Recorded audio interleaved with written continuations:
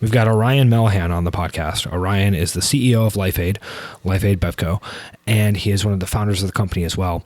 And anytime I can talk to someone about music and business or music and fitness, that's an exciting conversation for me to have. So Orion has a background as a DJ, particularly in house music. So we actually spend a decent amount of time talking about his experiences with that and how he thinks about curating a playlist, a set list more accurately for a gig, and how he kind of reacts to the energy of the audience, which is a totally different situation than the way that I play music, which is much more sort of a one-way street as far as, here's our stuff, we're presenting it, as opposed to being able to react to the energy from the crowd, which I think is really interesting. Orion also talks through the process of what happens once you do find product market fit with your company and you're scaling rapidly and everything is breaking and falling apart, and how you just sort of figure it out and keep going, as well as the challenges of really scaling and growing an organization that, once you do achieve that product market fit, is able to, carry out the vision that you have for the company, and how you sort of pass that down throughout everyone who actually works there. So this is really interesting. I had a great time talking to Orion, so hopefully you enjoy it as well. If you are not on the email list, I think you're missing out. We send out some good stuff every week. Music to listen to, for example, as well as an article that I write with some thoughts on not just fitness, but really anything I find interesting that week, as well as potentially some other stuff that I've shared that I've enjoyed as well. So get on there, toddneef.com, and enjoy this conversation with Orion Melehan.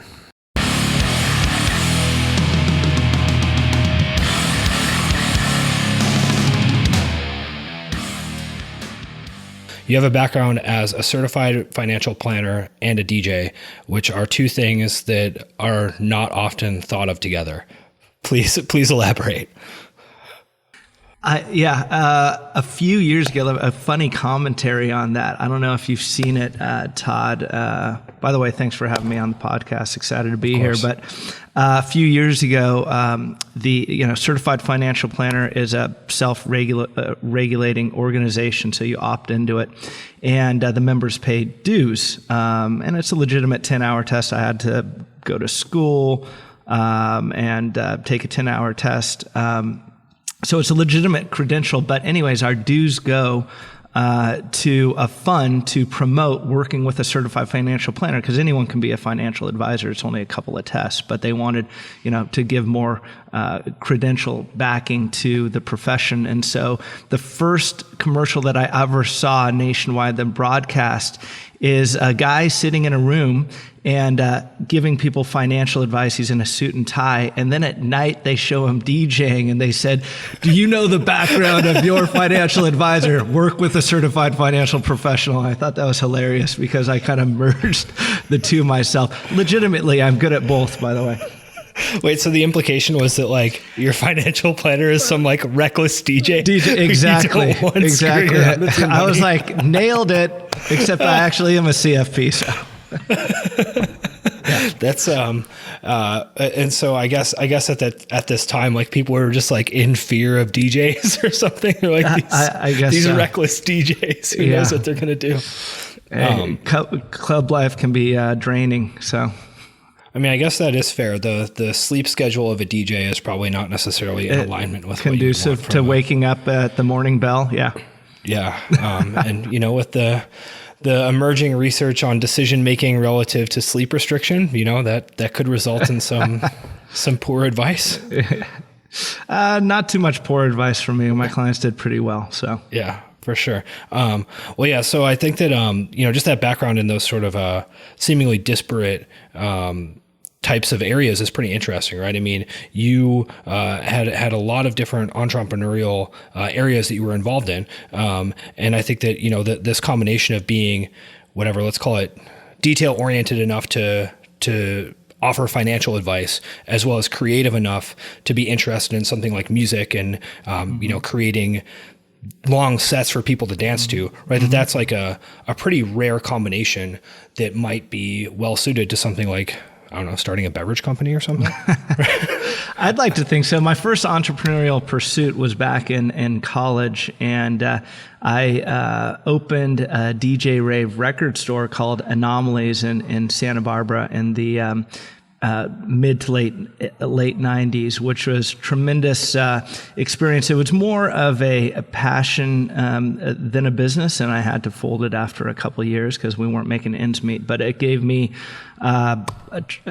essentially footing to become a really good DJ during the store open hours, and gave me some understanding of books and payables and a P&L and inventory and all sorts of that basic business knowledge throughout the rest of my professional career. But wow, what a great time in my life. And I'd like to think that I married an amazing beautiful lady that used to work across the street managing the restaurant because of those days pursuing my rock star DJ career. So it was a very cheap learning experience if you accrued it over the many years of a tremendous relationship that I've had from those days. Yeah, sure. It's a real life MBA that may have cost you some money, but maybe not as much as a lot cheaper than an MBA. I can. So what specific like subgenre of music were you involved with? Was it very much like a house type of situation? Or it's really house. I mean, you're from Chicago, right? Chicago style house. Terry Melehan. The honorary Frankie Knuckles drive is not too far from my gym. I have yet to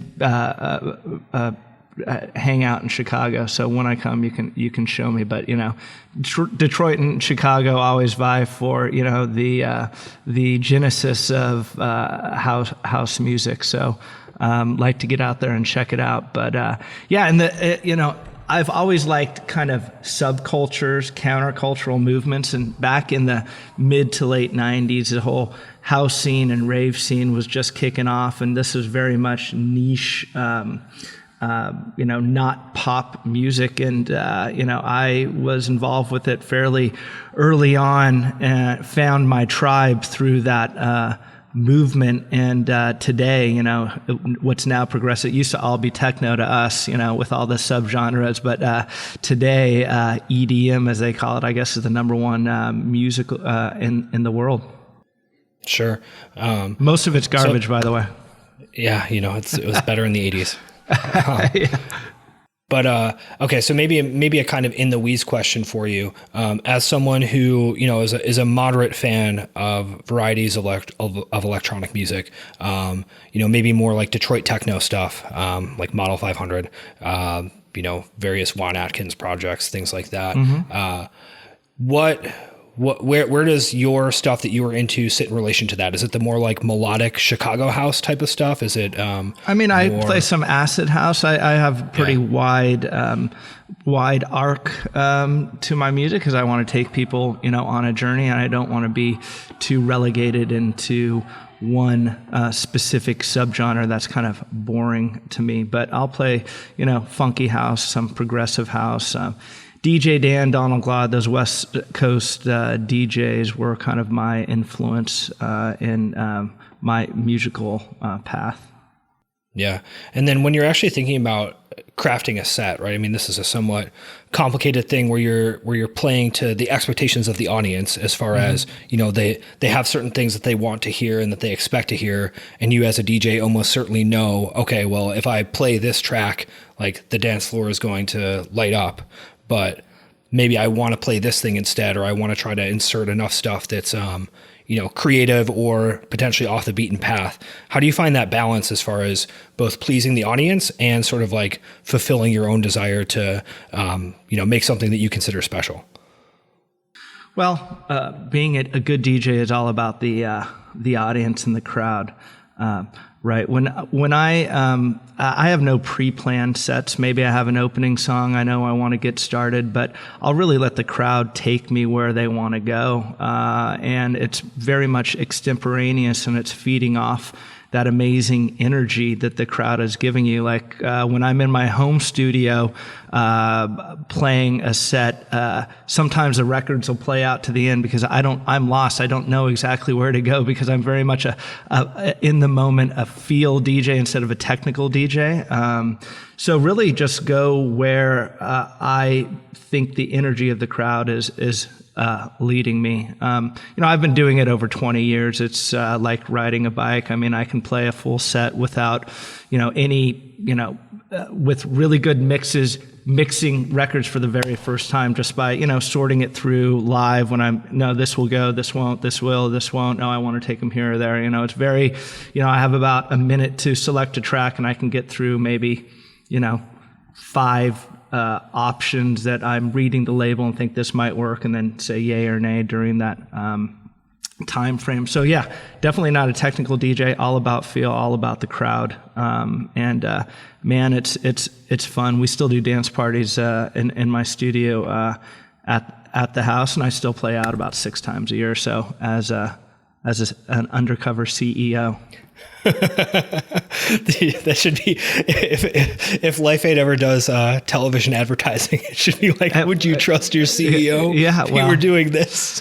But can't forget, we have the genesis of, our company. PartyAid certainly played a big part of creating this company. Sometimes that gets lost in what the SKU lineup is today, but that's, from both my involvement as a DJ for many years in that scene, and then my business partner, he invited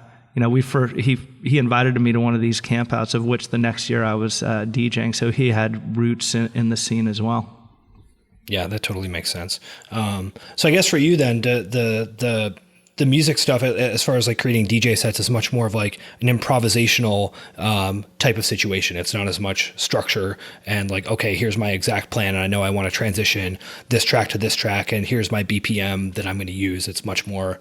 Not at all. It is feeling the energy, the heat of the moment. It's all feel for me. And, I think that's what... the best DJs should aspire to, because how are you going to take the crowd on a journey from a set that you've pre-planned a couple of days ago, not knowing what the vibe, not knowing where they want to go? So very much, and for me, it's exciting to play a set that I haven't rehearsed, that I haven't pre-planned, because I'm listening to it live with the audience, which they vibe off that energy, right?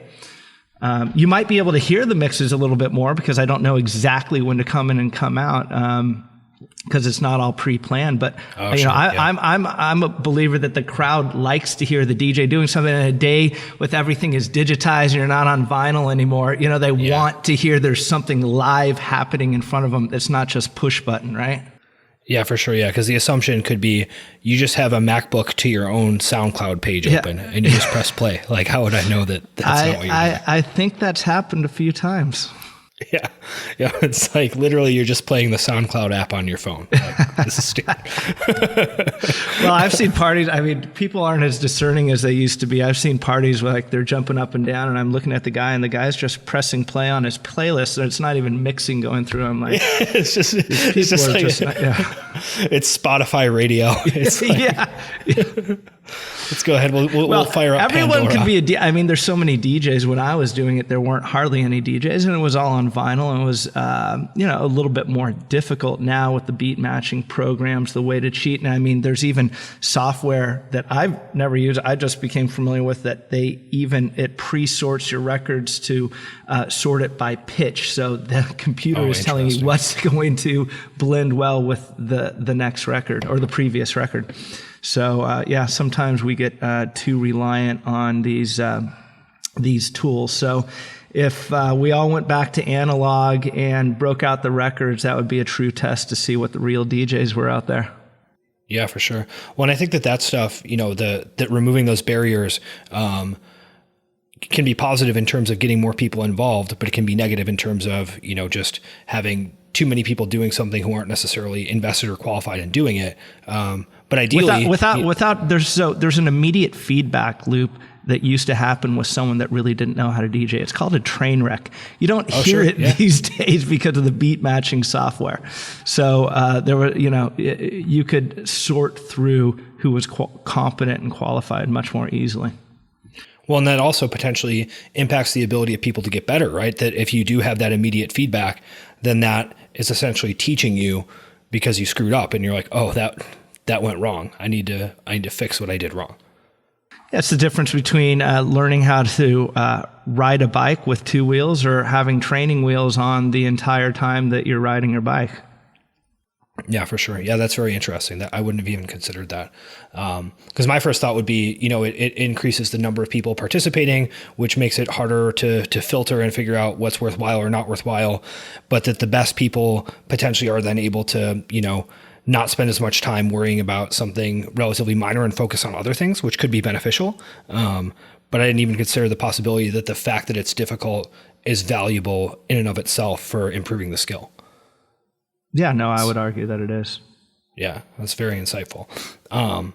So you mentioned Party Aid as an important aspect of the history of LifeAid and potentially a connection between you and your co-founder Aaron. And having heard you on some other interviews and watched some YouTube videos of you speaking at beverage conferences, right? I mean, you guys started off with how many SKUs did you start with?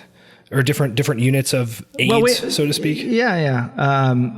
We had a grant. The way the idea kind of percolated is when we landed on the name LifeAid and all of the the platform for the brand, we certainly didn't have a war chest to go into beverage and execute all of these different verticals all at once.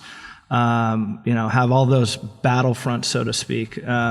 So the first one that we launched, which was our lowest barrier to entry, what we believe was the lowest barrier to entry channel, was actually GolfAid in the golf channel. So we ended up, which couldn't be done today because of the different aspects of the market and the interest in better for you beverage these days and all the capital inflows and contract manufacturing constrictions. We manufactured 5,000 cans of GolfAid. Cost us like $3 a can to produce. We turned around and sold them for $1.50 to about a dozen golf courses just to do an alpha test and see what the velocity might be so we could turn around and raise money. So that was kind of our plan. So we had this big platform idea that we wanted to build, but the first SKU that we launched was GolfAid. And the way the business has progressed, it's always been about, like any business should be, about sequencing how you scale. Right about 6 to 9 months after we launched GolfAid, to a fair amount of press and fanfare, I will say, backing up to when I met my business partner, we were all doing CrossFit. We were golfing and I was DJing. So yeah, our first 3 SKUs are FitAid, GolfAid, and Party Aid, because those are the kind of communities that we had that we thought that which we were authentically in. This business was built from passion. It wasn't built from a strict capitalist enterprise. Yeah, sure. And so, based upon that trajectory, you were able to see that there was enough traction with the concept of GolfAid that it was worth focusing on, but you ultimately decided to focus on FitAid, right? That seemed to be the one that, you tell me, had the greatest potential for growth, the greatest speed of growth, the best, I don't know, what was the decision like to actually focus in on the fitness market? Yeah, so we launched all 3 products, and while we got into about 400 golf courses, the velocity wasn't what we had modeled. Party Aid, we launched that thinking we can get into bars and nightclubs, and really the barrier to entry because of the energy drinks in that space, specifically Red Bull, is a very high bar, high barrier to entry, off-premise approach there. There were some early indications that FitAid, specifically in the CrossFit channel, was showing some good growth without 100% of our attention. So we decided, being a small startup, to essentially use all three of those products as a split test, see which one would pull the best, and put 100% of our focus behind the one with the most lowest barrier to entry, highest ROI based on the resources that we wanted to give it, and that turned out to be FitAid. And then was there an obvious, moment of like product market fit where you're like, oh wow, this is taking off like faster than we expected? Or was it something that you kind of had to iterate on the offer and figure out how to best reach gym owners? Or we did a lot of split tests early on through the help of one of our advisors. Give him a shout out, Ben Altadonna. I wouldn't be speaking to you here today if he didn't sit down with me and Aaron and kind of show us the direct response marketing approach.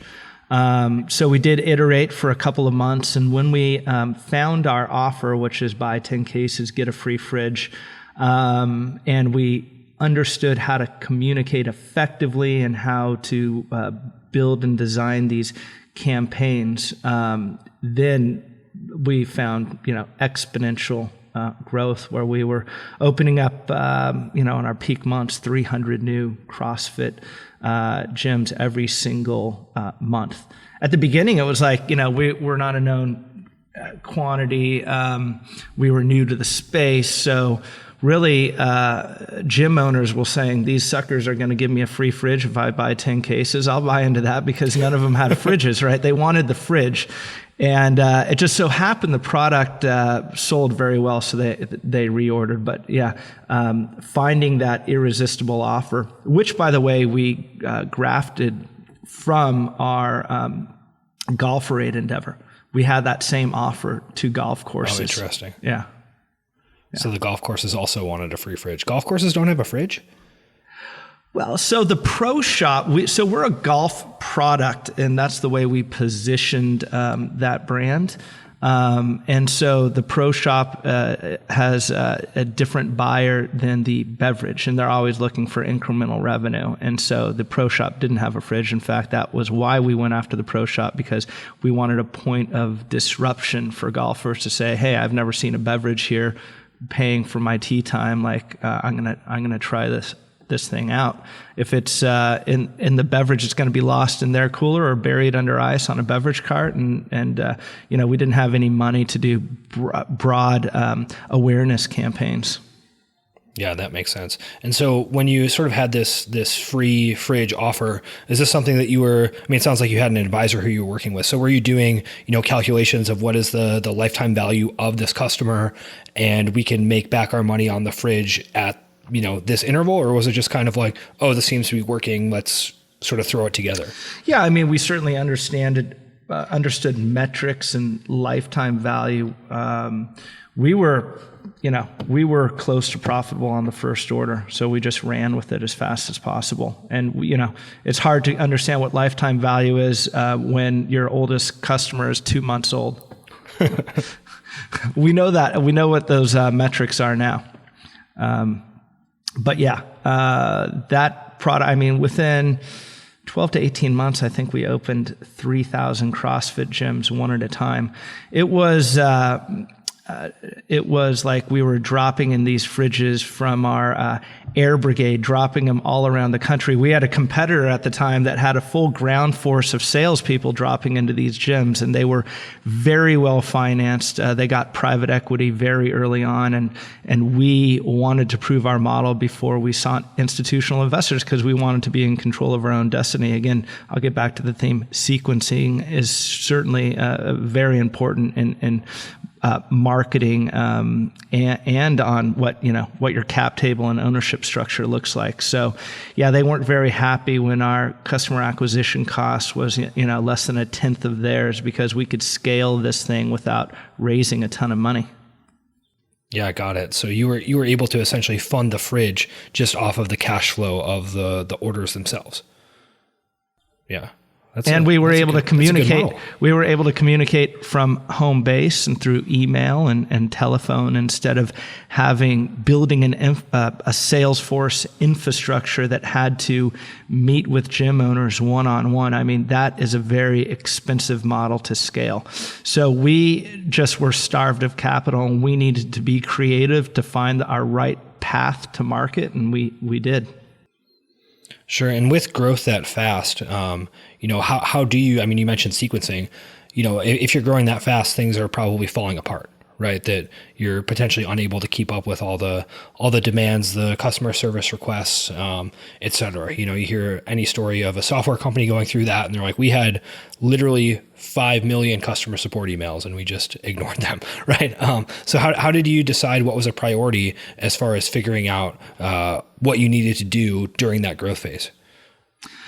Customer service, probably more than any other food or beverage company, we've always focused on customer service exceeding their expectations, because at the end of the day, we're not selling a drink, we're selling a relationship to our customers. So we've always staffed up customer service more ahead of the growth curve. Other things we've let break, and then fixed them kind of behind the growth curve. So in that period, we started scaling up customer service, tons of customer service meetings with our employees. We were a small team of about maybe 8 at that time. But yeah, shit broke. Our systems broke. I remember, there was an instance for 3 weeks, we were getting orders, collecting money, and we didn't know who ordered what, that we had to go back and find out. Basically getting some hate mail to customer service. Well, the heck is our order? What did you order? And just sending them product, trusting that it did, hit our bank account. And all that growth, we didn't model that growth properly. So we went through a couple what we call drought periods, where literally we put gym owners on restriction. They could only order 2 cases because we couldn't produce the product fast enough. And, those were pretty difficult times. I remember a couple instances where a fresh new batch of products came in, and me, Aaron, and our other partner Eric there were, I think we stayed till like 2 a.m, a couple nights, packaging boxes to ship out the next day to make sure we stayed in good standing with our customers. Yeah, so you're essentially then you're basically fighting on several fronts, right? You have the customers who are potentially upset because the systems are breaking. You have yourself and your employees who can't figure out what's going on because the systems are broken, and you simultaneously can't even produce enough product to satisfy everyone. Yes, all good problems to have. Yeah. We started getting a higher quality IT department. We hired a COO to help build our system stack, which that certainly wasn't in either of our backgrounds. And that was all based on getting actual cash into the company. Back then, we were generating a decent profit. We can get to the time we pivoted into where we've always wanted to go, grocery and convenience, and it's a very expensive game getting into conventional retail. Yeah, for sure. So, I guess during that phase where, you as a founder along with Aaron, and then how many people were on the team at that time? Probably about, when we first really were marketing to CrossFit, probably 4. And then by the time we got to 3,000, probably 8 total people in the head count. Yeah, so a relatively small team. Yeah. Right? Yeah. And for you then, I assume that you're just kind of doing anything and everything, right? Like there's some element ideally of, okay, you do this, you do that, but probably everyone is just doing everything. Is that accurate? There was no, still today, we try not to be a fully siloed organization. But yeah, there wasn't it was like, oh, I'll take care of that, you take care of that, like on the fly of the moment deciding who was going to take care of what. There was a lot of overlap in what we were doing. Certainly. I was sitting there trying to figure out how much runway we had left too. lots of investor meetings, trying to keep money coming in, because even if you're profitable, you can be running out of cash very easily. So cash flow was always tight around then. That's another reason we were running out of fridges. We were running out of product because we were running out of cash. We didn't have a big bank account. Yeah, for sure. We were very thin. I think we were doing, before we took any institutional money, I think we had ramped up to about, $500,000 in sales per month, and we had like $60,000 in the bank. Yeah. Yeah, we played fast and loose. I mean, on this along the way of this entrepreneurial journey, there's many times that we almost didn't make payroll, and somehow someone would invest $25,000 the next day. I mean, there was many ways this whole thing could have been derailed, but as Aaron and I both like to say, the universe was conspiring in our favor. Did you ever read Phil Knight's book, Shoe Dog? I did, yeah. So some similar stories there. But he got all this bank financing in the 70s, and it's hard for me still to get a bank loan. Yeah. So he was it was easier for him because he could actually get some debt on the books. We don't have a lot pull to a line of credit. Yeah. Apparently our inventory isn't worth a hell of a lot to these banks, but that's another subject. Yeah, that book was somewhat shocking, where it's like Nike is this global brand, doing X millions of dollars, and everyone knows who Nike is, and somehow they just have no cash, and he's just scrambling the entire time trying to get money from places. Again, all growing pains of any durable company, right? You don't want too much money ahead of the growth curve, because then you're going to make mistakes and spend it in ways that don't produce an ROI. So, I would argue that being starved of capital is better than being flush with capital. You're going to be forced to be creative. You're going to understand where all the money goes.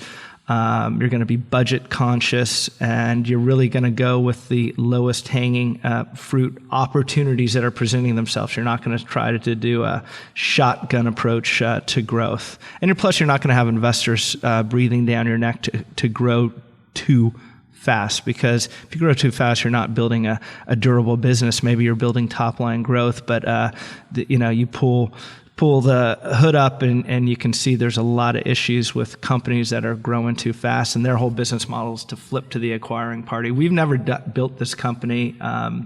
We've built this company to be sellable without any interest in selling it. Yeah. Yeah, that makes sense. Yeah, because like you brought up, the interests of the investors aren't always necessarily in alignment with the long-term benefit of the company, right? Especially if it is something that investors are trying to grow fast in order to have it be acquired. That's not necessarily the same thing, like you mentioned, of, we aren't necessarily interested in selling this, but we would like to have it structured such that, it could be sold. So it actually makes sense internally. Yeah, we're pretty disciplined on how we grow the company, and staying in alignment with your investors, which we do have investors now, is super important. So because we had our foundational CrossFit business, it put us in a great position to identify the right investors that believed in our long-term vision for the brand, which is, is vitamins you'll actually enjoy drinking, and not like with a sprinkle of vitamins, but like, a big payload of vitamins. I'm happy to say we did find those folks along the way. We needed to find those folks to be able to compete against the big incumbent brands. Tons of money go into the beverage space. 99.9% fail. Well, yeah, you mentioned that you scrounged up enough money to do an alpha test of GolferAid, which, as someone completely outside of this space, it seems like something that to actually make and manufacture a beverage, even to test it, would be just sort of like prohibitive and potentially not make any sense to move forward with. So how did you decide that was an okay idea? And then, how did you manage to pull that off? I've always trusted, my gut. Any good entrepreneur has to have good instincts. I I guess I like to say we had the right, amount of ambition and ignorance because we didn't understand all the hurdles in front of us. But we intuitively knew that our route to market through golf courses presented, a novel way for us to communicate with consumers directly in a way that no other beverage was doing. Everything was moving, more long tail, more niche through social media at that time, and everyone wanted something for them and their communities, but there was no one doing that in beverage. So, we just instinctually knew that we didn't. While Aaron and I poured our life savings into the company, we had a novel route to market, and we knew we could make it work instinctually. Now, had we known then what we know now, we probably thought we were smoking too much weed at the time because we never would have gone through with it. But that's why, being a Pollyanna actually works in your favor in business. I'm a big believer because you don't really understand the obstacles. I think what hit me in the face is, we were out there trying to raise money and we got some good, analytics on golf, and all of the no's that we got from local angels. In fact, the biggest angel group in town said, we didn't know what we're doing. We don't have a business here. Even when our CrossFit business was taking off, I saw the full vision for the company, even the future growth from where we're at today. It was very clear in my head, but it kind of like was a splash of cold water when I'm seeing these titans of business telling us that it's not going to work. Well, I think that's there has to be some element of that for it to be a truly transformational idea, right? Because otherwise someone would have already just done it. Yeah, I would agree. And, when we thought of the platform and the name like AID with that plus and the D, that's a very powerful name. There's a lot in a name, and that's a very powerful name.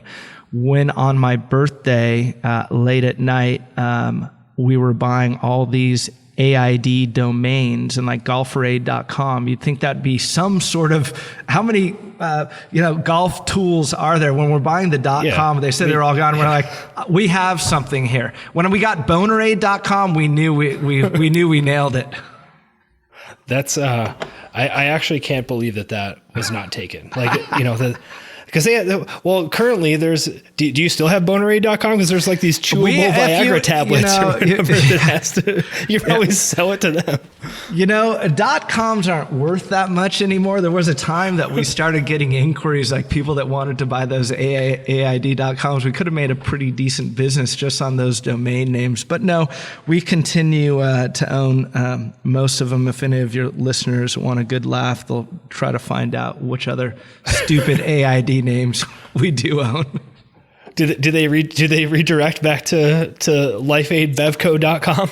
This is becoming a liability. I'm probably going to start a shell company to own those names now that we're talking out loud about it.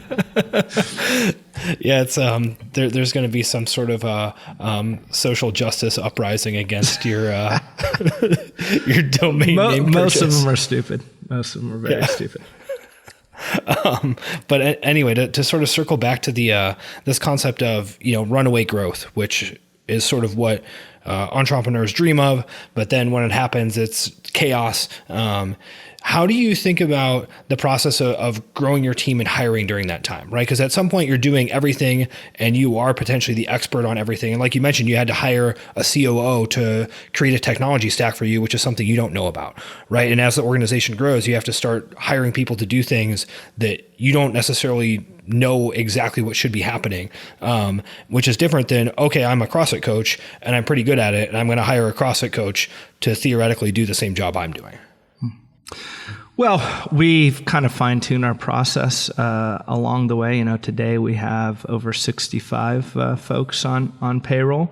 We've made a couple hiring mistakes early on, which got us to focus on probably one of the most important things that we work on as founders of the company is culture and making sure those employees are a good cultural fit.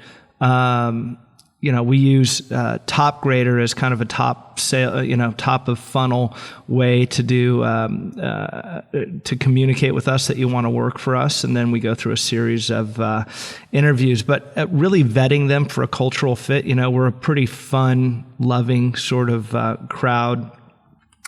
We don't take ourselves too seriously. We are out on the West Coast, so we're flip-flops and T-shirts, and we're not just about FitAid, but we're about Party Aid too. So you got to, and Focus Aid, by the way, that's what we call the trifecta: fit for after you work out, focus throughout the day, and then a party on the weekend. So if you need to kind of ascribe to that philosophy to get on our payroll. It's much more formalized process, codified process today than it was back then. But it gets back to entrepreneurial instincts. You got to have good instincts, and except for a few mistakes, we happen to have good instincts along the way to get the right people to help with the growth.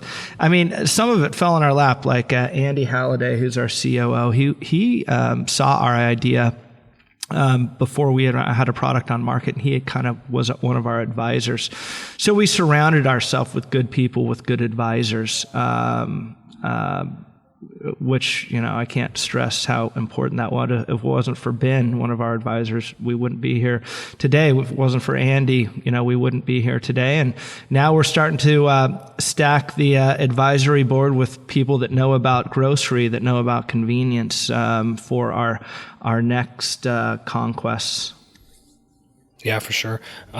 So you mentioned this sort of transition into being in grocery, and I've seen it myself where I'm like, oh, cool, FitAid is in whatever store this is. This is not what I expected, but great. How do you think about not just potentially expanding into these bigger markets, but also, that you were built sort of in this niche community of CrossFit, and there can be dynamics where people may have backlash, or the business may pivot, or the things that you used to do don't work anymore. So how do you think about the balance between moving forward to a more quote unquote mainstream area while still maintaining the loyalty of the CrossFitters and folks like that who gave the company its leverage, so to speak?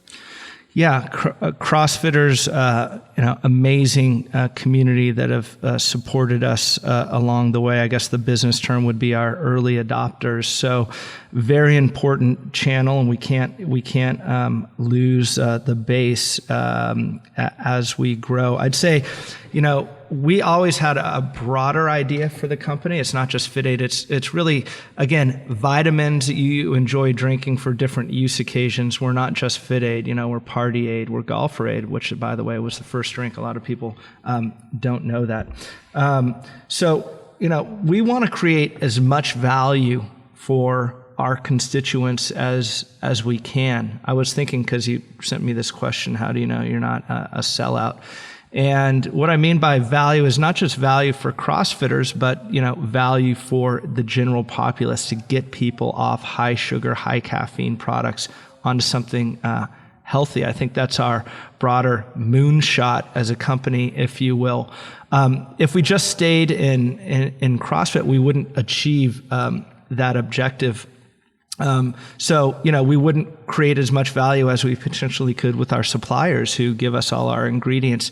We couldn't provide as much value of our current or future employees because we'd be tapped out on our growth. We couldn't provide certainly as much value to all our potential consumers out there, and staying in this narrowly focused channel. We couldn't provide as much value to our community because, again, that's based on what we give back is based on our revenues or to the environment, whatever, what causes that we believe in. So it is our responsibility to grow outside of the community. And I think CrossFitters understand that. I mean, what CrossFitter doesn't evangelize CrossFit to not CrossFitters all day long? I think that's part of the movement that you're currently seeing in CrossFit, pivoting from elite athletes to everyday people. I mean, that's the same outlook that we have as a company, very, very parallel to what Greg's doing over there in CrossFit. Yeah, for sure. So, if you think about the idea of serving or selling, like a fitness beverage to a fitness market. It's like these people are already relatively fit. It's a totally different situation to be offering a healthy product to people who are already healthy, as opposed to what you're suggesting, which is, okay, great. We've proven that the CrossFitters and the people who are reading ingredients and do care about the sugar content of their beverages and are maybe aware of like what the effective dose is of different supplements are looking at FitAid and are like, oh, okay, this is actually legit. I'm going to drink this, as opposed to something that they would look at and be like, no chance. But that's not necessarily the same thing as penetrating the mainstream and being able to potentially change the behavior and the habits of people who are not necessarily, on that cutting edge of the ingredient readers and people who are going to look at something and be like, oh, that is too much sugar, or that, I'm not drinking a caffeinated beverage before bed or whatever. And that's why a different idea. Yeah, that's how we become transformational when we touch those people. I mean, right now we're additive. We're not transformational if we're just speaking to the same audience. And so we want to make it easy for people to make healthy decisions. We want to make it easy for people to get proper nutrition and to take vitamins. Again, expanding outside of not just CrossFit, but expanding outside of Better For You, expanding outside of the natural channel and the GNCs and vitamin shops and Whole Foods into conventional. The way that we really conceptualize the product was, my business partner and I both born and raised in Santa Cruz, and I grew up on brewer's eats and goat's milk, and my dad managed a vitamin store in Hawaii. And Aaron was a chiropractor and really into nutrition. We, growing up on all the inputs we got in this community, we were very aware in 2000s of kombucha and early in coconut water, and we saw all those Better For You trends. And then we saw the other end of the spectrum was kind of the energy drinks that were hip, sexy, and cool, but they weren't, healthy. And so we wanted to kind of democratize Better For You, to bridge the gap between natural and conventional. That has always been the objective for the company. The market is finally moving in our direction. I think Walmart sells and Publix sells more organic food than Whole Foods does now.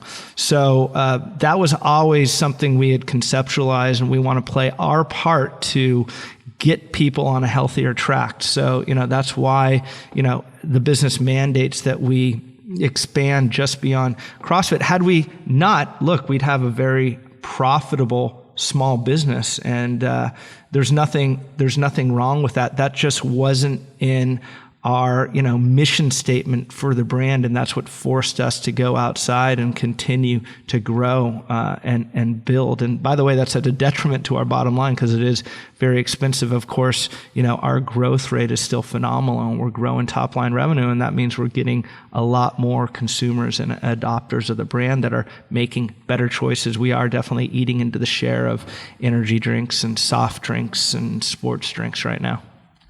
Yeah.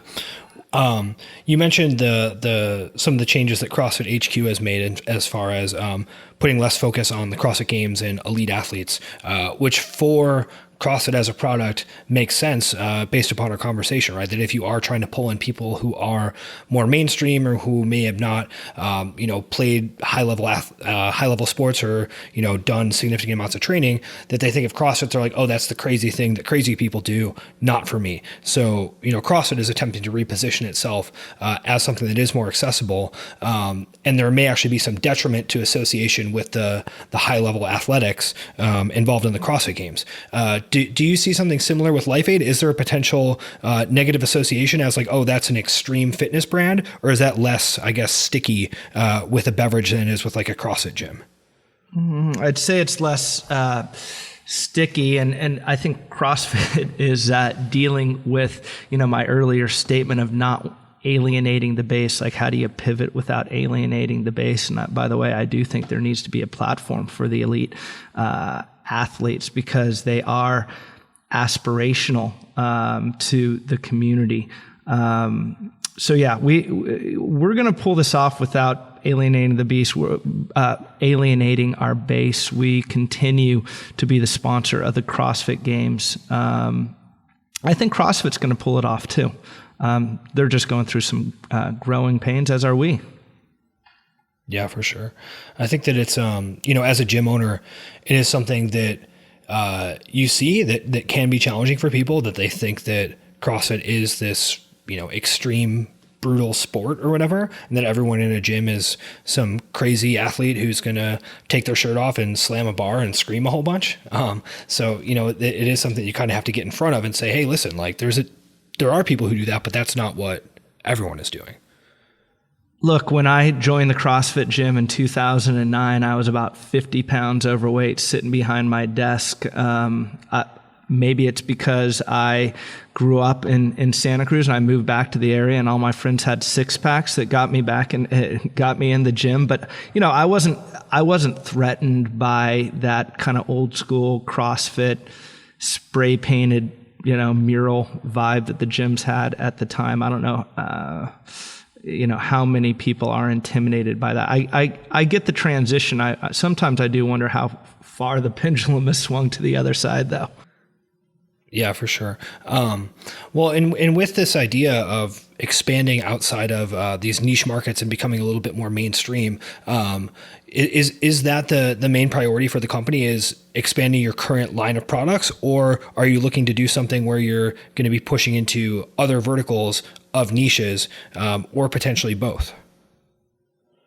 We have the organizational structure now to push into both. Unlike the early days, I think our platform, which can extend with legitimate vitamins and nutrition for different segments, I think that's one of our core differentiators and advantages for the brand. So you'll see at the beginning of next year us entering a different vertical, similar to the way that we did CrossFit. We're very excited about this. That's an endeavor that no major conglomerate's going to want to do, right? It takes a lot of work. So we are going to do that. At the same time, we are expanding our FitAid line. FitAid continues to be our number one SKU. So you'll see some innovation I think we've announced with FitAid Zero Sugar and RX Zero Sugar launching at the beginning of June. So we're super pumped on that. And then really winning in retail, making sure that we please our retail partners. That's a big push for our sales team. So really doing all three right now. A lot on our plate. Stakes are higher than they've ever been, but we are succeeding. And look, people like what we're doing, and we're really a third way. We're not your traditional sports drink. We're not your traditional energy drink. So we're creating our own category, which takes some time. Functional beverage category. You're starting to see retailers like Walmart innovate to better for you products. They're actually created a set for functional beverages, of which we play a big position in that set now nationwide. So, I'd like to think that we're spearheading this democratization of natural, better for you organic products that's going on there. And now we're well positioned to be the leader in that category, the same way that Red Bull is the leader in the energy drink category. So how do you think about those, I guess, three different areas that you're working on as far as priorities? I mean, we talked about earlier when you were starting, you had 3 SKUs, and then you said, we need to double down on FitAid since that's the one that's growing. And that was probably the right decision at the time to invest your resources there. But there is another element of you wanting to have stability and opportunity across multiple areas to figure out what is potentially going to be the best use of resources. So how do you decide where you should focus and where you should diversify, and what the trade-offs are between those? Well, that goes into our budgeting process at the end of the year, where we're going to allocate our resources. Again, we have 65 or 70 people on the team, and we can assign different people to spearhead different objectives. All of them are equally important. The gym channel continues to be a very important business channel for us. The market is moving more and more towards zero sugar. We know that some, athletes need a little bit of sugar in their training. But look, the keto diet has made it so that all people are eschewing sugar for a shorter duration of time. We want to make sure we keep those consumers in our product loop during that time. So Zero and RX in the gym channel, very important initiative for us. FocusAid is our number 2 selling SKU. We have, and if you think about it, a lot of people are drinking energy drinks. They don't want to get jacked up on caffeine. They want more focus throughout their day. So that SKU makes sense. We're the leading nootropic beverage out there today, with relatively little brand building or marketing behind that. So we're dedicating a significant amount of our marketing budget behind that SKU. When we build a sales story in FocusAid, then we will prove out our platform, which is really providing solutions to our consumers throughout their day. That's the holy grail in beverage. If you talk to the, beer companies, they say we only own the consumer after 2 p.m. If you talk to the coffee companies, they only own the consumer up till 2 p.m., right?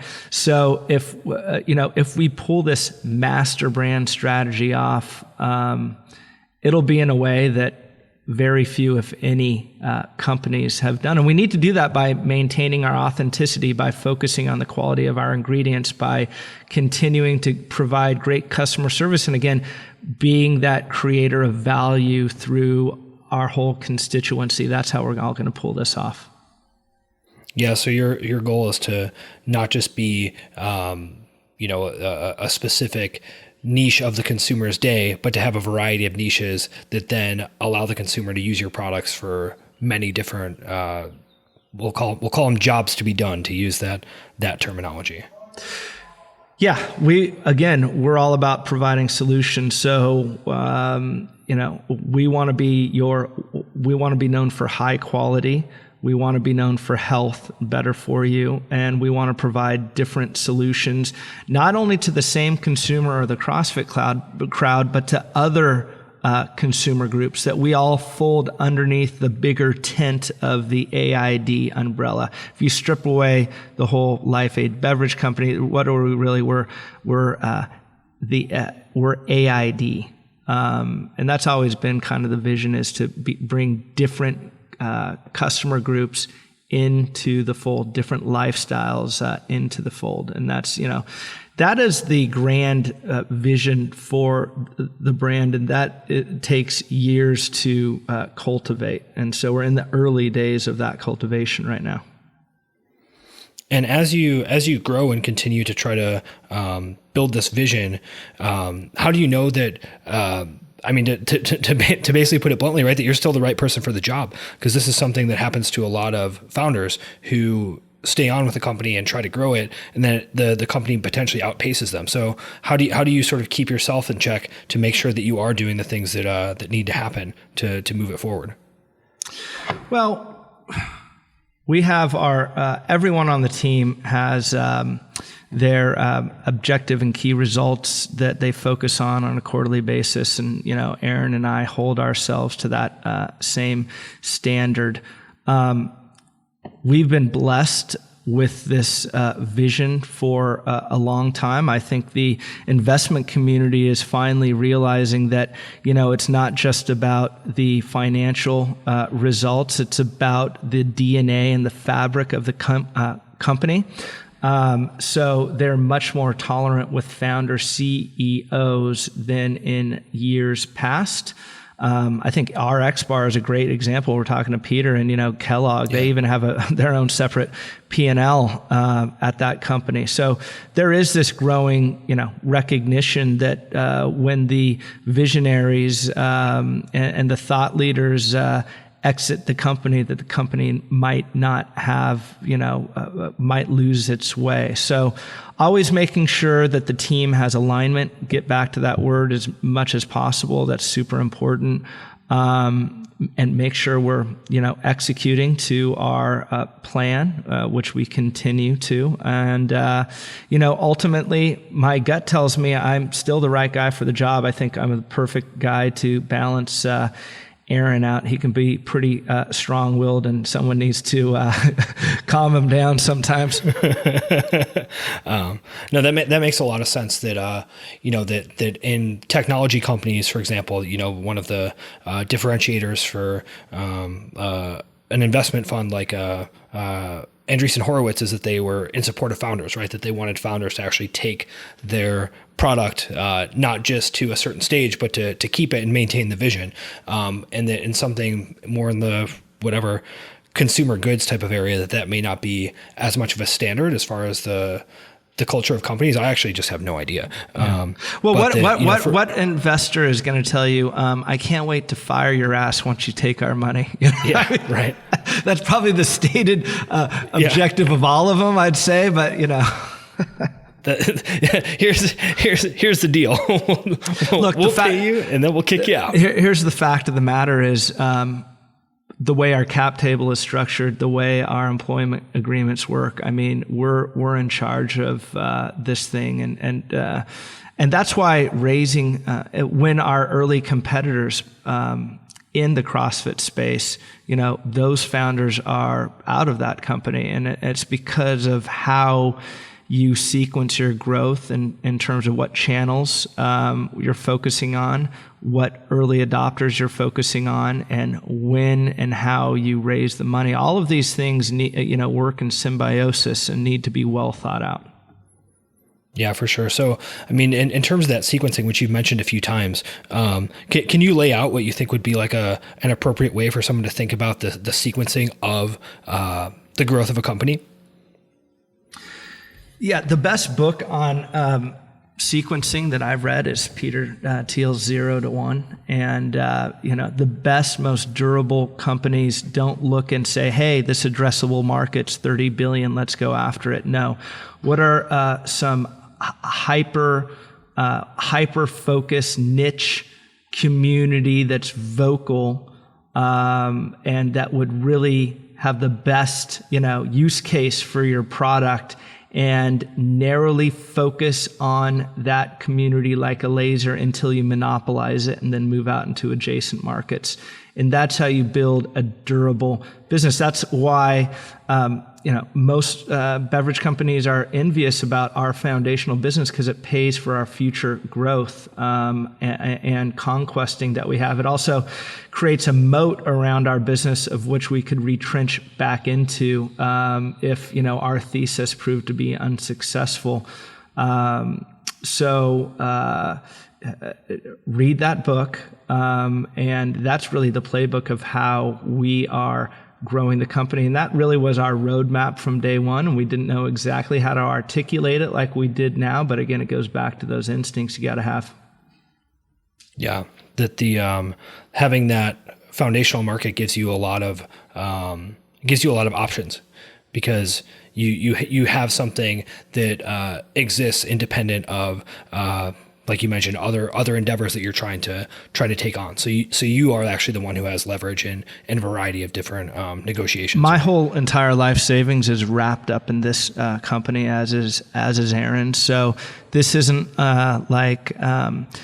have a great product, go raise a lot of money. If it doesn't work out, oh well. So this never had the opportunity to be a binary investment, like you're going to win big or you're going to lose everything. The way we grew this is like, hey, this can't fail. Let's climb this mountain. I write the vision statement every quarter, and it's a vivid, forward-looking vision statement. And I gave the analogy of, climbing a mountain free solo versus climbing a mountain with a backpack and hiking. And so the growth certainly hasn't been as fast as our X bar, but we're going to make the summit. We're not going to slip and fall to our death. It's not a binary sort of growth path that we're on. Yeah, for sure. That the and so do you rewrite your vision statement for the company every quarter, or is it like a quarterly vision statement? It is a quarterly vision statement, and then we design a game for the team. So And we've structured this for years now, and it's really worked out because, right, everyone can get caught up in their emails and their day-to-day, but as a growing organization, we all have rocks that we need to move forward. And so the vision statement looks out 3 months ahead, and each one has its own theme. And then we kind of lay out, sales, marketing, logistics, accounting, and all of those different tasks into a narrated, piece. And then we structure on Google Sheets, what everyone's specific objectives are, and then they are bonus based on the completion of those objectives. And if as a company we get to 85% completion, then we all do something kick-ass for the team. So last quarter we got 87%, and we took them all zip lining here in Santa Cruz. We've gone out boating in the harbor. We have a fun kind of new age organization that we're running here. Anytime you can gamify it, it's always going to work out better. In fact, that's what I always think about why I fell in love with CrossFit, because if you think about it, it's the gamification of fitness, and that's what gets people coming back. So we certainly run our organization in a similar fashion. And then with those specific objectives or key results for those employees, are those something that are that they're coming up with, or is it top down, or is it a collaborative process? How are those actually created? Yeah, it's very much a collaborative process. I think, we meet with the managers, and they kind of know our objectives for the company, and those managers meet with their employees. And look, we have a pretty, lateral organization. By the way, there's if you look out in our offices, no one has any offices. It's all on one main floor. The best ideas percolate from the bottom up. Just an example of that, our warehouse guys who, by the way, each one of our warehouse guys has equity in the company. Every single person to align our interest has a stake and a seat at the table. But recently, about a year and a half ago, one of our warehouse guys said, look, we're packaging this all wrong. We had a team of engineers look at our packaging, and it was logistics was really eating into our margins, and there was a lot of damage. And he had this new way that he came up and the engineers didn't, and of shipping. And I think we're saving about $300,000 or $400,000 a year from an idea that percolated from the bottom to the top. That's how we look to run the company in a collaborative fashion. Everyone in alignment, everyone know what they're doing, everyone getting incentivized to meet their objectives. It's not, it's the glue to the organization. Yeah, and you mentioned culture earlier, and that's an example of having incentives aligned, culture aligned, to actually fix processes and make true changes in the business. That's awesome. Well, Orion, it's about time to wrap up. I think we've been at this for about an hour, maybe a little over. So people may be interested in carrying FitAid if they're a gym owner, because I know several gym owners listen to this. Do they still get a free fridge? What's the deal? We would love to give them a free fridge. Yes. Oh, amazing! How do they claim such a delightful offer?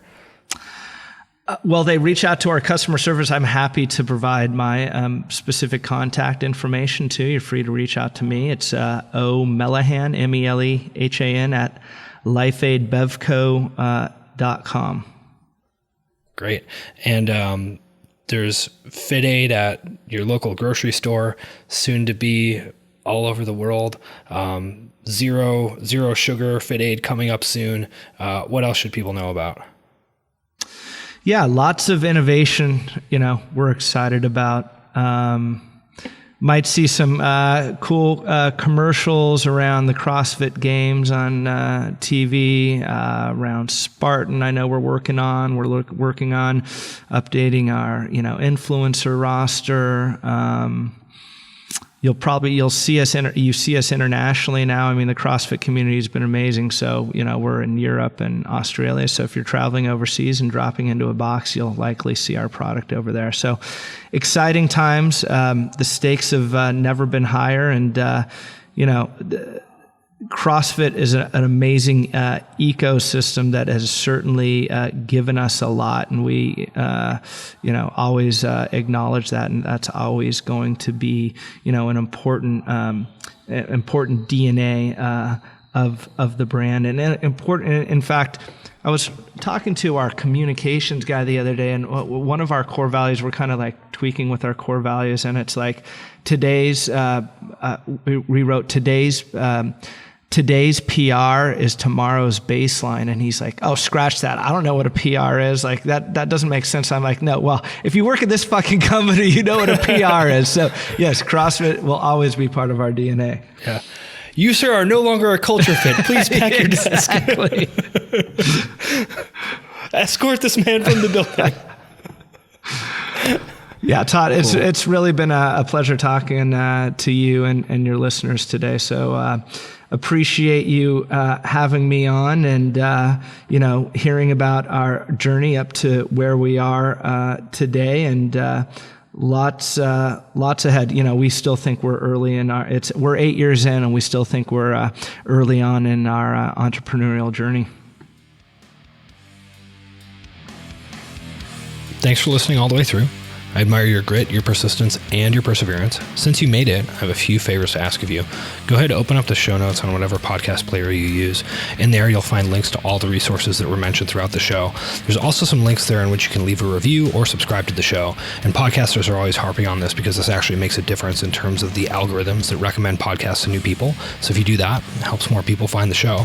And if you head over to toddneef.com, you can sign up to receive most of my thoughts and writing, which really only go out to the email list. A lot of it never makes it to the blog or the podcast. So if you like what I have to say and you want to see some of my recommendations and stuff that I've been checking out, go ahead and subscribe to that email newsletter as well.